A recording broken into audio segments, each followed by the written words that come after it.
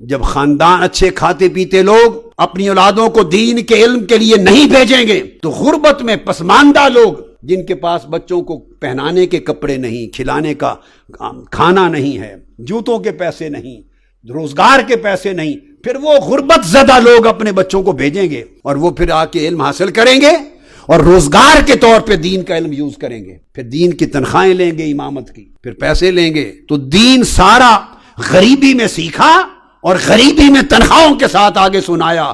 اس تبلیغ میں کس برکت کی آپ توقع کرتے ہیں؟ کیا توقع کرتے ہیں کہ ایسی تبلیغ سے کتنا انقلاب آ جائے، آپ کے اندر کتنی تبدیلی آ جائے، پھر آخرت کے نام پر دنیا کمائی جائے گئی اور کیا ہوگا؟ اور یہ اسی کا نتیجہ ہے، چونکہ دین کا علم نہیں دیا۔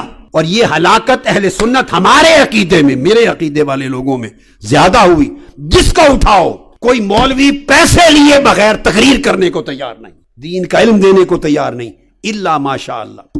کوئی کسی کو بلا لے، پہلے تو جاتے تھے تو اس وقت خدمت لیتے تھے، اب ریٹ طے کرتے ہیں، ایکٹروں کی طرح، ناچ گانے والوں کی طرح ریٹ ہیں۔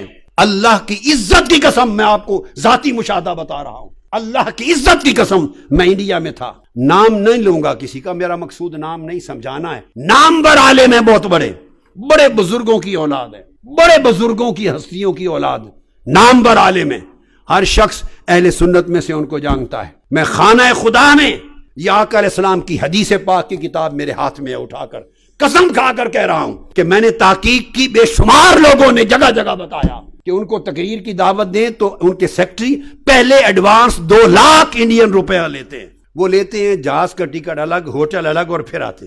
بے شمار شہروں میں لوگوں نے اس بات کی تصدیق کی، خود جنہوں نے پیسے دیے، جن سے مانگے گئے۔ پھر میں آپ کو اللہ کی عزت کی قسم کھا کے بتا رہا ہوں، ابھی میں امریکہ میں تھا، کراچی پاکستان سے نامور کئی علماء جاتے ہیں، کسی نے کہا ایک مولوی صاحب فارغ تھے، کسی کی طرف سے دعوت نہیں تھی کہ جمعے کا خطاب کریں۔ ہم نے کہا نیو یارک کی بات ہے، ہم نے کہا فارغ ہیں، ان کے پاس آج دعوت نہیں ہے، کئی خطاب نہیں، تو جمعہ تو پڑھنا ہی ہے انہوں نے جمعہ، تو ان کو کہہ دیا کہ ہمارے ہاں آ جائیں اور خطاب کریں۔ انہوں نے کہا میں $1000 لیتا ہوں خطاب جمعہ کا۔ انا للہ و انا الیہ راجعون۔ کیا فائدہ اس عمل کے ساتھ؟ پگڑے رکھے ہوئے ہیں تمہارے سروں پر، امامے باندھے ہوئے ہیں، گلے میں پٹے ڈالتے ہو، عربی جبے پہنتے ہو، حضور کی سنت اور دین کا نام لیتے ہو، علماء کہلاتے ہو، شرم نہیں آتی تمہیں کہ ٹکے ٹکے کے ساتھ خطبہ جمعہ بیچتے ہو، دین کی تقریریں بیچتے ہو؟